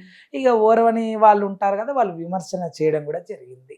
మిమ్మల్ని ఇలా చీరల్లో చూసి మీ వైఫ్ ఫీల్ అవ్వడం గానీ, నలుగురు ఆడపిల్లలు కదా మీకు, అవును వాళ్ళు ఏదైనా అనుకోవడం గానీ, లేదంటే బయట వాళ్ళు ఎవరైనా మిమ్మల్ని కామెంట్ చేయడం, వెక్కిరించడం లాంటివి చేస్తుంటారా? అమ్మ, ఎక్కిరించడం అంటే ఏ జోగిని వ్యవస్థలోనో లేదా థర్డ్ జెండర్ వ్యవస్థలోనో ఉంటే ఏమన్నా కొద్దిగా విమర్శించే వాళ్ళేమో. కానీ నాకంటూ భార్య పిల్లలు ఉన్నారు కాబట్టి సమాజానికి తెలుసు కాబట్టి రాకేష్ అన్న ఆషామాషి వాడు కాదు, ఆయనకు భార్య పిల్లలు ఉన్నారు. ఇంకా ఆయనను ఎక్కిరించడానికి మనకేముంది, ఆయన అమ్మవారి రూపంలో ఉన్నారు. తర్వాత ఆ అమ్మవారిది బోనం అయిపోయిన తర్వాత అమ్మ దర్శనం అయిపోయినాక తీసేసి పక్కకు పెట్టేస్తాడు. కానీ నేను 24 గంటలు ఇలాగే ఉండను కదమ్మా. మిగతా వాళ్ళు జోగిని వ్యవస్థలో మిగతా వాళ్ళు ఉన్న వాళ్ళందరూ కూడా చీరలోనే 24 గంటలు వాళ్ళు ఉంటారు. ఎందుకంటే వాళ్ళ వేషధారణ వాళ్ళ రూపం అదే కాబట్టి వాళ్ళు ఎంచుకున్నారు ఆ రూపాన్ని, అమ్మవారి రూపాన్ని. 24 గంటలు ఎల్లకాలాలు మేము సౌభాగ్యంగా, అమ్మా నీ భర్తను మేము పెళ్లి చేసుకుంటున్నాం జమదగ్గిని కాబట్టి నీలాగానే అందంగా తయారు కావడానికి మేము ఉంటాం కాబట్టి మేము ఆ రూపంలో ఉంటామని. నేను ఆ రూపంలో ఉండడానికి ఆస్కారం లేదు. నేను జీన్స్ టీ షర్ట్ వేసుకోవచ్చు, లేకపోతే తర్వాత కుర్తా పైజామా వేసుకోవచ్చు, లేకపోతే పైన షర్ట్ వేసుకోవచ్చు, తర్వాత ఇంకేదన్నా నేను అవతారంలోకి వెళ్ళిపోతాను. ఈ రూపం మాత్రం అమ్మకే సొంతము. అమ్మ అవతారం ఉన్నప్పుడు బోనము కానీ వడి బియ్యం కానీ ఎత్తుకున్నప్పుడు అమ్మవారి విగ్రహాన్ని ఎత్తుకున్నప్పుడు మాత్రమే ఈ రూపం. తర్వాత మళ్ళీ నా వేరే గెటప్లోకి రావడం జరుగుతుంది. మా ప్యాంట్ షర్ట్ మా వేసుకుంటారు మామూలు మేనమడత అప్పుడు. అనుకోవడానికి బయటి పిల్ల కాదు, మేనమామ మ్మ్. కూతురు. మేనమామ కూతురు. నేను చిన్నగున్నప్పటి నుంచి తను చిన్నగున్నప్పటి నుంచి చూస్తూనే పెరిగాం కాబట్టి ఆయనకు అమ్మవారు వస్తుంది, దాంట్లో తప్పేముంది, అమ్మవారు వస్తే తయారయ్యే దాంట్లో తప్పేముంది. తర్వాత ఎప్పటికీ అలాగే ఉంటున్నాడు, నాతో ఎటు పోయినా కూడా నేను చీరలో తను చీరలో అంటే ఆయనకి ఇబ్బంది ఉంటుంది. అట్లా ఇబ్బంది లేకుండా నేను ఈ జుట్టు మొత్తం ఇక్కడ కొప్పులాగా వేసుకొని కుర్తా పైజామా. పొడుగు జుట్టు ఉందా మీకు? ఉంది, నాకు జుట్టు ఉంది. ఆహా. అలా నరేంద్ర మోడీ కోట్ గాని అట్లా సూట్ గాని అట్లా మంచిగానే ఉంటా. నిజంగా జోగినులు శివశక్తులకు శక్తులు ఉంటాయా? మీరు ఆశీర్వదిస్తే మంచి జరుగుతుందా? ఒకవేళ కన్నెర చేస్తే, కోపం చేస్తే కీడు జరిగే అవకాశం ఉంటుందా? ఉంటదమ్మా. అది థర్డ్ జెండర్స్ కానీ, జోగినీలు కానీ, శివశక్తులు కానీ, స్వామీజీలు కానీ, సన్యాసులు కానీ మేమందరము జపాలు చేస్తాం ఎక్కువ. మేము పూజ కార్యక్రమాలలో జపం చేస్తాం కాబట్టి మా నోటికి కానీ మా చేతికి కానీ ఆ పవర్స్. ఎందుకంటే ఇలా మనము జపమాల తిప్పుతాం కాబట్టి 1000 చేయొచ్చు, 2000 చేయొచ్చు. మనం అక్కడికి వెళ్ళి లేవ్వాలి ఇక చాలు అనుకునే వరకు ఎన్నిసార్లు రిపీట్ చేస్తామో మాకు తెలియదు. ఇంకా ఏ దేవాలయానికి వెళ్ళినా కూడా ఆ దేవాలయంలో పూజ కార్యక్రమాలు చేసుకున్న తర్వాత ఒక పక్క కూర్చొని ఒక వస్త్రం వేసుకొని ఆ గుడి లోపల ఉన్నటువంటి ఆ దేవుని బలం కూడా మనకు అందాలి కాబట్టి అది జపం ద్వారానే వాళ్ళ మంత్ర జపం ద్వారానే అందుతుంది కాబట్టి అలా జపం చేస్తాం కాబట్టి చేతితో ఏదన్నా చేపించినా, నోటితో ఏదైనా చెప్పించినా కంపల్సరీ జరుగుతాయి. బోనాలు అంటే తెలంగాణ సంస్కృతి సంప్రదాయాలకు ప్రతీక. కానీ మీరు బోనాలని విశ్వవ్యాపితం చేస్తున్నారు. ఢిల్లీ వెళ్తున్నారు, తుల్జాపూర్ భవానీ దగ్గరికి వెళ్ళారు. ఈ మధ్య కాలంలో కామాఖ్య అమ్మవారి దగ్గరికి వెళ్ళి కూడా బోనం సమర్పించారు. ఇంకా ఏ ఏ స్టేట్స్ కి వెళ్ళారు. 7వ తరగతి చదువుకున్న మీరు ఇలా దేశం మొత్తం చుట్టేస్తుంటే ఏమనిపిస్తుంది? చాలా సంతోషం అమ్మా. ఇంతమంది లక్షల కోట్ల జనం శివగణాదులు ఉన్నప్పటికీ కూడా ఒక పెద్ద అంటే రాకేష్ బోనం అని ఎప్పుడో 2000 సంవత్సరంలో నేను పురుడు పోసుకున్న ఒక అర్జెన్స్ వాళ్ళ ఇంట్లో నేను బోనం అని పురుడు పోసుకున్న అంటే రాకేష్ గౌడ్ నుంచి రాకేష్ బోనంగా అన్ని కులాలకు అతీతంగా ఉండాలి, అందరు కులస్తులు కొందరు మతస్థులు కూడా చేసుకోవచ్చు ఈ బోనాన్ని. ఒక ముస్లిం చేస్తుంటే వద్దంటామా, ఆమె భక్తి మీద ఆమె చేసుకుంటది, అలా ఎవరు చేసినా కూడా బోనం చెల్లుతుంది కాబట్టి అట్లా. అయితే ఒక గౌడ అంటే ఒక కులానికి నేను పరిమితం కావద్దు, ఒక బోనం ఎన్ని కులస్తుల ఇళ్ళల్లో ఉంటుందో అమ్మవారు, అలాగే నేను కూడా రాకేష్ బోనం అని పేరు పెట్టుకోవడం వల్ల ఏ కులంలో పోతే ఆ కులం నాది, ఏ మతంలో పోతే ఆ మతం నాది అన్న ప్రకారంగా నేను పెట్టుకున్నందుకు చిన్నప్పటి నుంచి అమ్మ కూడా మరి బోనం అని నా యొక్క పేరు పక్కకు పెట్టుకున్నందుకు ఆమె కూడా నన్ను మొత్తం దేశమంతా తిప్పుతుంది, లోకమంతా తిప్పుతుంది. ఆ తల్లి పాదాలకు శతకోటి వందనాలు తెలియజేస్తూ, అలాగే ఇంకోటమ్మ ఎప్పుడు కూడా ఎవరు కూడా ఢిల్లీలో ఏ శివశక్తిని తీసుకెళ్ళి ఆడిపియలేదు, ఏ శివశక్తుల అక్కడికి అడుగు పెట్టలేదు. మొదటి శివశక్తిగా 11-12 సంవత్సరాల నుంచి ఇండియా గేట్ దగ్గర నుంచి నేను తెలంగాణ భవన్ వరకు నేను బోనం ఎత్తుకుంటే అక్కడ వాళ్ళు మొదటిసారి చూసినప్పుడు విచిత్రంగా చూడడం జరిగింది, రెండోసారి సాకలు వేయడం జరిగింది, మూడోసారి వాళ్ళు ఒక చిన్నపాటి బోనం తయారు చేసుకోవడం జరిగింది. అలా లాల్ దర్వాజా టెంపుల్లో సింహవాహిని అమ్మవారు దేవాలయం తరఫు నుంచి అక్కడికి బోనాలు చేయడం జరుగుతుంది. అలాగే అక్కడ ఎలా మొదటి పాదం పెట్టాము, అలాగే హైకోర్టులో కూడా హైకోర్టు జస్టిస్ వాళ్ళు కూడా వచ్చిన పాదాలు మొక్కడం, మా నుంచి బ్లెస్సింగ్స్ తీసుకోవడం. ఇప్పటికి ఒక 7-8 జస్టిస్లకు 1 ఇయర్కి ఒకసారి జస్టిస్ మారుతుంటారు. ఇట్లా 7-8 మంది జస్టిస్లు మా పాదాలు మొక్కడం, వాళ్ళకి మేము ఆశీర్వచనం ఇవ్వడం. అంటే తెలంగాణ రాష్ట్రంలోనే ఒక హైకోర్టు పెద్దది కాబట్టి అలా జస్టిస్ అంటే సీఎం అయినా ఎవరైనా ఆయన ముందు నిలబడాల్సిందే. అలాంటి స్థలంలో కూడా నా పాదాలు తీసుకోవడం, మా ఆశీర్వచనం తీసుకోవడం, హైకోర్టులో చేయడం 7-8 ఏళ్ళ నుంచి. అలాగే అసెంబ్లీలో కూడా బంగారు మైసమ్మ తల్లి ఉంది, ఆమెకు ఒక 7-8 ఏళ్ళ నుంచి. అలాగే సెక్రటరియట్లో 5 ఇయర్స్ నుంచి. ఇంకోటి సెక్రటరియట్లో నా బోనము పెట్టిన తర్వాతనే, అంటే బోనాల పండుగ చేసి బోనం ఎక్కించిన తర్వాతనే పోషమ్మ మధ్యలో ఉండే అనమాట సెక్రటరియట్లో అమ్మవారిని జరిపి, అలా తర్వాత పెద్ద సెక్రటరియట్ అయినాక కూడా నాతోనే తీపియడం కూడా, అలా ఇంకోటి గవర్నర్ కూడా పిలుచుకోవడం, ఇలా ఎన్నో. అలా పద్మారావు గౌడ్ గారు కూడా పిలిపించి కేసీఆర్ సీఎం వచ్చినప్పుడు 2 సార్లు కూడా బోనం ఎత్తడం జరిగింది. ఇలా ఎన్ని రకాలుగా చమత్కారాలు అమ్మ చేపించడంలో చాలా చాలా అమ్మకు శతకోటి వందనాలు తెలియజేస్తూ, ఇంత మంచి మంచి బిరుదులు ఇచ్చింది, ఇంత మంచి అవార్డు లాగానే ఇవి నాకు అని చెప్పి నేను కోరుకుంటున్నాను. బాగుంది రాకేష్ బోనం గారు, మీ ద్వారా బోనాల గురించి మాకున్న డౌట్స్ కావచ్చు, లేదంటే చాలా విషయాలు తెలుసుకునే అవకాశం కలిగింది. థ్యాంక్ యూ సో మచ్ అండి. ధన్యవాదాలమ్మా. మీకు కూడా, మీ సుమన్ ఛానల్ వాళ్ళకి కూడా అందరికీ ధన్యవాదాలు. బోనాల పండుగ శుభాకాంక్షలు తెలియజేస్తూ, మీ అందరికీ ఆయురారోగ్యాలు, అష్టైశ్వర్యాలు, కీర్తి ప్రతిష్టలు అమ్మవారు మీకు కలిగించునుగాక. అలాగే ప్రజలోకం కూడా, తెలంగాణ రాష్ట్రం వాళ్ళందరికీ కూడా బోనాల పండుగ శుభాకాంక్షలు. సంతానం లేని వారికి సంతానము, ఇండ్లు లేని వారికి ఇండ్లు, కళ్యాణం జరిగిన వారికి కళ్యాణం జరగాలని మనస్ఫూర్తిగా నిండుగా అమ్మవారి రూపంలో ఉండి, నేను ఒక శివశక్తిగా అమ్మ ముద్దు బిడ్డగా ఆశీర్వాదం ఇస్తున్నా. దీర్ఘాయుష్మాన్ భవ, మనోవాంఛ ఫలసిద్ధిరస్తాయుష్మాన్ భవ, యాదేవి సర్వభూతేషు శక్తి రూపే సంస్థృత. నమస్తై నమస్తై నమస్తై, నమో నమః. సర్వే జనా సుఖినో భవంతు.